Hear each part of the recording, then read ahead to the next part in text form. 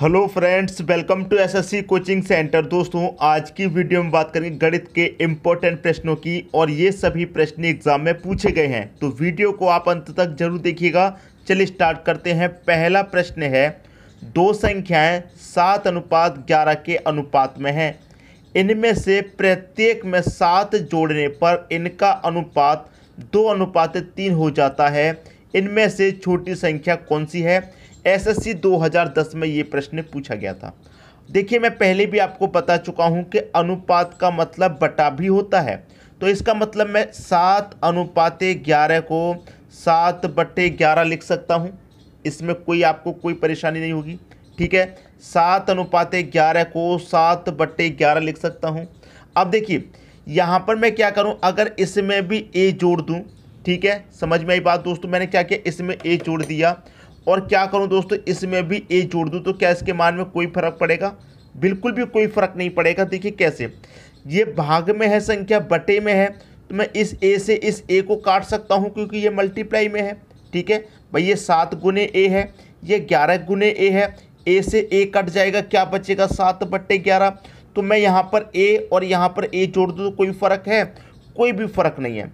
अब आगे देखिए क्या कह रहा है, इनमें से प्रत्येक में 7 जोड़ने पर हमें क्या करना है? 7 जोड़ना है। प्रत्येक का मतलब इसमें भी 7 जोड़ना है और इसमें भी 7 जोड़ना है।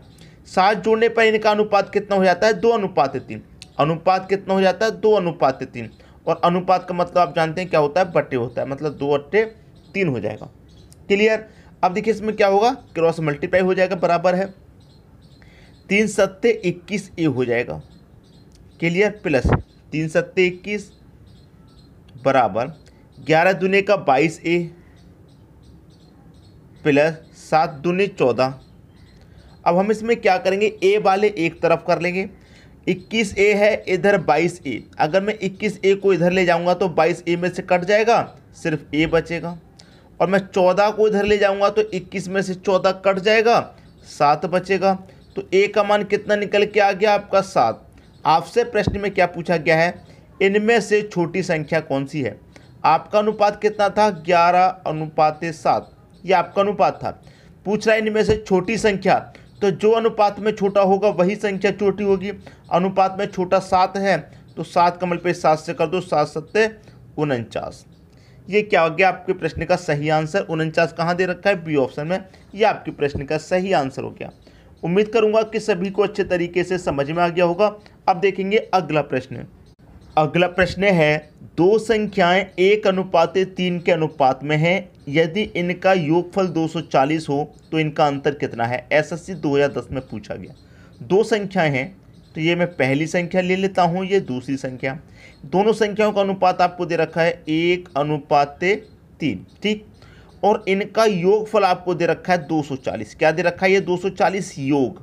आप जानते हैं जब आपको योग दिया जाता है तो हम अनुपातों का भी योग करते हैं। 3 और 1 4, तो इस योग में अनुपात के योग से डिवाइड कर देंगे, कितनी बार जाएगा? 4 6 24 और 1 0 60 बार जाएगा। आपसे पूछ रहा है इनका अंतर कितना है। ये जो दोनों संख्या हैं, इनका अंतर कितना है? तो पहले क्या कीजिए, आप अनुपातों में अंतर कीजिए। तो 1 और 3 का अंतर करेंगे, कितना जाएगा? 2। अंतर 2 आ गया। 60 का मल्टीप्लाई 2 से कर दीजिए, कितना जाएगा? 120। 120 आपका अंतर आ जाएगा। ये आपका आंसर हो गया पहला ऑप्शन।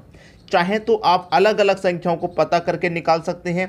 60 का मल्टीप्लाई मैं 1 से करूँगा तो 60, और 60 का मल्टीप्लाई 3 से करूँगा तो ये 180 हो जाएगा।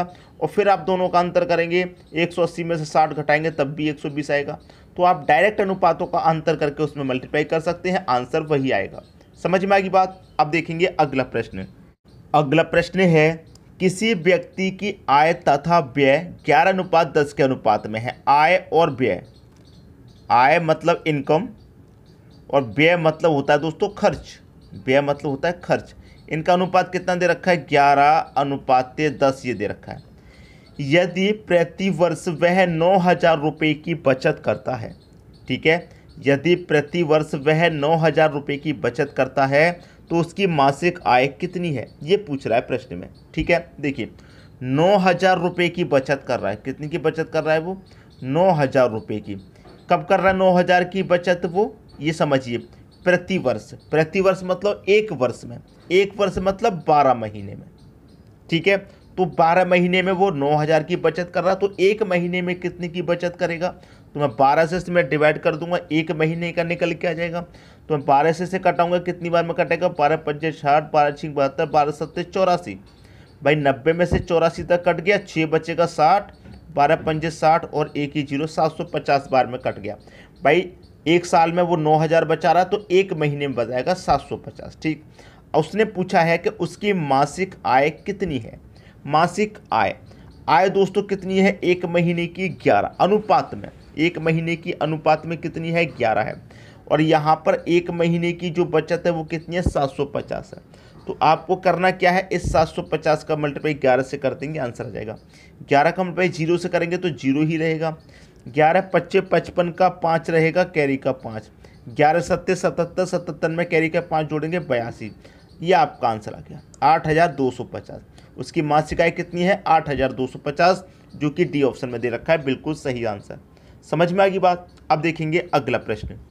अगला प्रश्न है 7:11 के प्रत्येक पद में किस संख्या को जोड़ने पर अनुपात 3:4 प्राप्त होगा? 7:11, अनुपात का मतलब आप जानते हैं क्या होता है? बटा भी होता है, तो मैं 7/11 लिख सकता हूँ। यहाँ पर कह रहा है कि किस संख्या को जोड़ने पर, भाई नहीं पता हमें कौन सी संख्या जोड़नी है, नहीं पता कौन सी संख्या जोड़नी है, तो हम के जोड़ लेते हैं। इसमें भी के जोड़ लेंगे और इसमें भी हम के जोड़ लेंगे। ठीक है भाई, प्रत्येक पद में कह रहा है तो इसमें भी जोड़ेंगे, इसमें भी जोड़ेंगे, तो क्या हो जाता है दोस्तों? इनका अनुपात 3:4। अनुपात का मतलब आप जानते हैं बटा भी होता है, तो ये 3/4। क्रॉस मल्टीप्लाई करिए, 4 सत्ते 28 हो जाएगा ये, प्लस ये 4 का मल्टीप्लाई के से करेंगे तो 4 के हो जाएगा, बराबर 11 त्रिक 33 हो जाएगा, प्लस 3 का मल्टीप्लाई के से हो गए 3 के हो जाएगा। ठीक है, अब देखिए ये 3 के है, ये 4 के, मैं 3 के को बराबर के इधर लेके आऊँगा, तो 3 के इधर आएगा तो 4 के में से माइनस हो जाएगा, सिर्फ और सिर्फ के बचेगा, बराबर 28 को इधर ले जाऊँगा, 33 में से 28 माइनस हो जाएगा, 5 बचेगा। क्लियर हुई बात? 5 बचेगा। अब यहाँ पर आप करिए सीधा सीधा, के का मान 5 आ गया, आंसर आ गया। आपसे पूछ रहा था कि भाई किस संख्या को जोड़ने पर इतना अनुपात होगा? 5 को जोड़ने पर आपका इतना अनुपात हो जाएगा। ये आपका सही आंसर आ गया। एसएससी 2010 में पूछा गया था। सबकी समझ में प्रश्न आ गया? अब देखेंगे अगला प्रश्न। अगला प्रश्न है दो संख्याएं 3:4 के अनुपात में तथा एलसीएम 84 है, तो इनमें से बड़ी संख्या क्या होगी?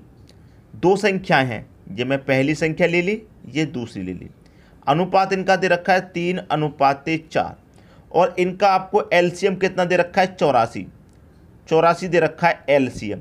मैं आपको पहले भी बता चुका हूं, अगर हमें एलसीएम दिया जाता होता है तो अनुपातों का एलसीएम लेते हैं, योग दिया जाता है तो अनुपातों का योग, अंतर होता है अनुपातों का अंतर करते हैं। समझ में आई बात? अब हमें एलसीएम दे रखा है तो हम अनुपातों का भी एलसीएम लेंगे, तो 3 और 4 का एलसीएम कितना हो जाएगा? आप जानते हैं 12, तो इस एलसीएम में अनुपातों के एलसीएम से डिवाइड कर देंगे, 12 सत्ते 84, 7 बार में जाएगा। आपसे पूछ रहा है कि बड़ी संख्या क्या होगी? भाई जो अनुपात में बड़ा होगा वही संख्या बड़ी होगी। अनुपात में बड़ा कौन है? 4, मतलब दूसरी संख्या बड़ी है, तो ये आपकी बड़ी संख्या हो जाएगी। 7 का मल्टीप्लाई 4 से कर दो, 7 चौके 28, आपकी बड़ी संख्या हो जाएगी 28, जो कि सी ऑप्शन में दे रखा है। समझ में आ गई दोस्तों बात? अब देखेंगे अगला प्रश्न। अगला प्रश्न है यदि 1000 को ए तथा बी में 3:2 के अनुपात में नियुक्त करें तो ए को प्राप्त होंगे। भाई आपके पास ए और बी दो व्यक्ति हैं, इनका अनुपात दे रखा है आपको 3:2 और 1000 रुपये इनका योग दे रखा है 1000। जब हमें योग 1000 है तो हम अनुपातों का भी योग करेंगे, 3 और 2 कितना? 5, तो इस योग में अनुपात के योग से डिवाइड करेंगे, 5 दूनी का 10 कटेगा, 2 जीरो आ जाएंगे। पूछ रहा है ए को प्राप्त होंगे। भाई ए का रेशियो कितना है? 3, तो ए को कितने प्राप्त होंगे? 2 का मल्टीप्लाई मैं 3 से कर दूंगा, 600 हो जाएगा। ए को प्राप्त होंगे 600। अगर आपसे ए की जगह बी का पूछ लेता तो 2 का मल्टीप्लाई बी के रेशियो से कर देते, 2 दूनी का कितना? 4 हो जाता। तो बी को कितने प्राप्त होते? 4, और ए को कितने? 6। पूछ रहा है ए को प्राप्त 600 होंगे, सी ऑप्शन हो गया सही आंसर। सबकी समझ में दोस्तों बात अच्छे तरीके से यहाँ पर आ गई होगी, किसी को भी कोई कन्फ्यूज़न नहीं होगा। अब देखेंगे अगला प्रश्न। अगला प्रश्न है ए बी तथा सी में 1050 को इस प्रकार विभक्त किया गया है कि ए का भाग बी तथा सी के संयुक्त भाग का 2/5 हो, तब ए को मिलेंगे। ए बी सी 3 व्यक्ति हैं, ठीक है, अब समझिए प्रश्न को। यहाँ पर कह रहा है ए का भाग, ए का मतलब मल्टीप्लाई ए का भाग कितना, बी तथा सी, बी तथा सी का मतलब बी प्लस सी, संयुक्त भाग का, बी प्लस सी के संयुक्त भाग का कितना है दोस्तों, 2/5, 2/5 है। अब एक बात आपको मालूम है कि इस तरीके से कोई संख्या हो तो जो पहले वाली संख्या उसका मान ऊपर वाला रहता है और जो नीचे वाली संख्या उसका मान नीचे वाला रहता है, जो दूसरी संख्या उसका मान क्या रहता है, नीचे वाला रहता है। ठीक है, इतनी बात क्लियर हुई। अब समझिए इसमें होगा क्या। यहाँ पर देखिए पहली वाली संख्या का मान 2, दूसरी वाली का 5, 5 और 2 कितना हो जाएगा, ये 7। तो मैं इसे क्या कर सकता हूँ, 7x लिख सकता हूँ बराबर इसका पूरे का योग कितना है हमारा, 1050। अब मैं 7 से इसको कटाऊंगा, कितनी बार में कटेगा, 7 एक कम 7, 3 बच्चे का 35, 7 पंजे 35, 1 ही 0 150।